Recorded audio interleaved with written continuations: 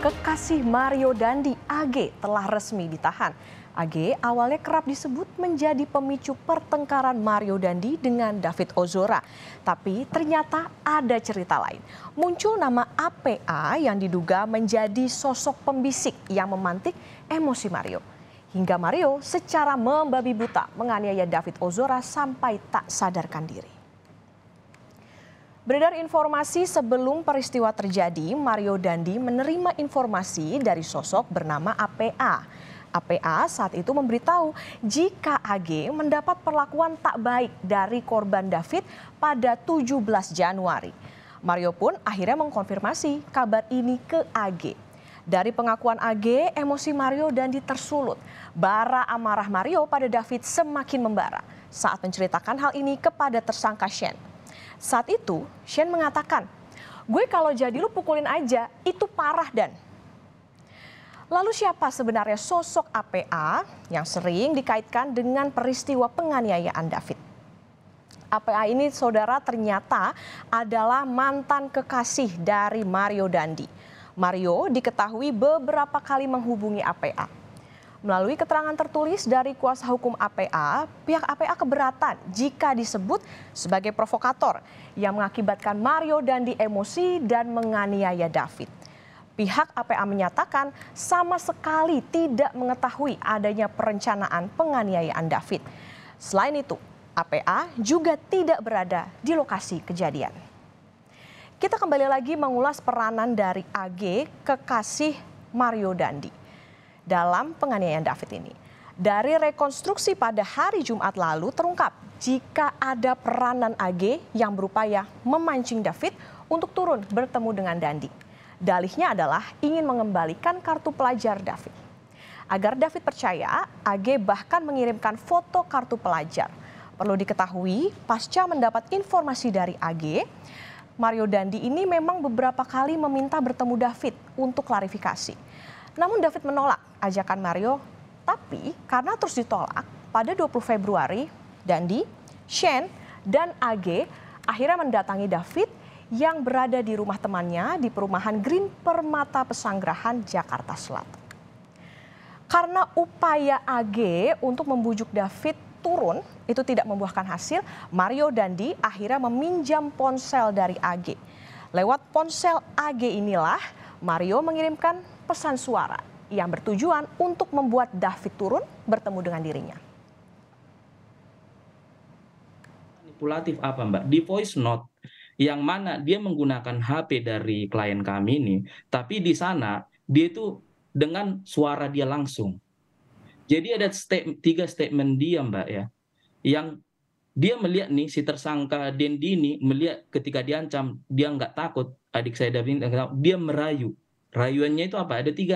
Ada tiga rayuan di voice note yang diucapkan oleh Dendi ini kepada adik saya David.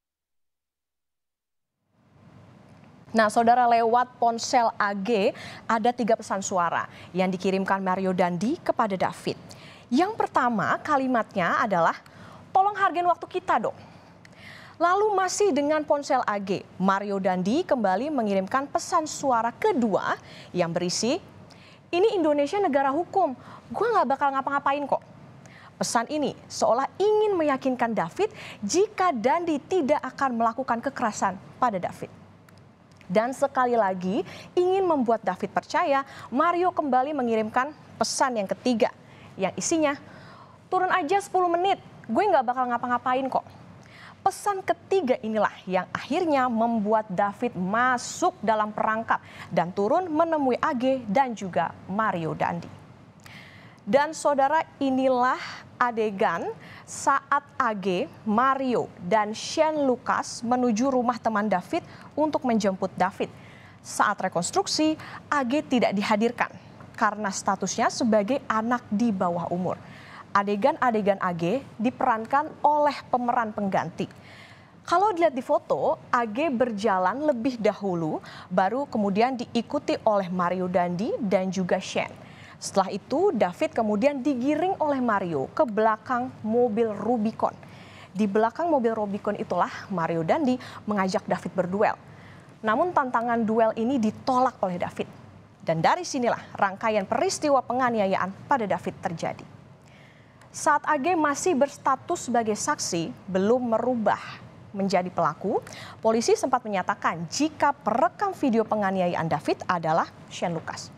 Memang benar, awalnya tugas merekam video ini diperintahkan Mario kepada Shane. Namun setelah penyelidikan demi penyelidikan dilakukan, AG rupanya juga merekam penganiayaan David. Dari adegan rekonstruksi ini, tersangka Shane sempat menyerahkan ponsel ke AG untuk melanjutkan merekam penganiayaan David. Dalam berita acara, saudara, AG sempat mengaku menolong David Ozora yang sudah tak berdaya akibat dianiaya Mario Dandi. Namun saat rekonstruksi, hal ini terpatahkan. Sosok penolong David sebenarnya adalah saksi N, yang merupakan orang tua dari teman David. Dan pada adegan ini, saksi N meminta AG untuk membantu menolong menyandarkan David. Namun AG saat itu hanya memegang kepala David. Selain itu, saksi N lah yang menghentikan aksi Mario Dandi menganiaya David dengan berteriak dari lantai 2. Tapi terlepas dari peran apapun yang dijalankan AG, kini semua individu yang terlibat dalam penganiayaan David Ozora seolah mau bilang, semua ini gara-gara Mario. AG mengaku semua yang ia lakukan atas perintah Mario Dandi. Demi menghilangkan bukti, Mario mengirimkan pesan ke AG untuk menghapus voice note yang dikirimkan Mario pada David. Namun cara licik Mario ini terbongkar. Voice note yang dihapus dapat ditarik oleh polisi dan ini menjadi bukti penting untuk menjerat pelaku penganiayaan David Ozora. Yang tadi saya bilang itu si Dendi ini Mbak pas di Polsek ya.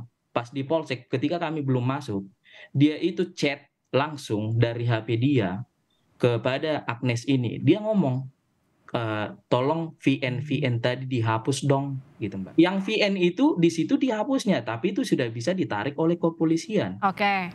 Itu sudah bisa ditarik ke itu yang tidak dimengerti oleh si Dendi ini. Dia bilang hapus, padahal itu kan akan bisa ditarik ke kepolisian. Tapi chat dia yang menyuruh untuk menghapus itu tidak dihapus, ada dan kita sudah lihat. Bukan hanya sekedar niat jahat Mario Dandi dalam menganiaya David Ozora. Usai rekonstruksi, polisi mengarahkan penyelidikan pada dugaan perencanaan pada penganiayaan David.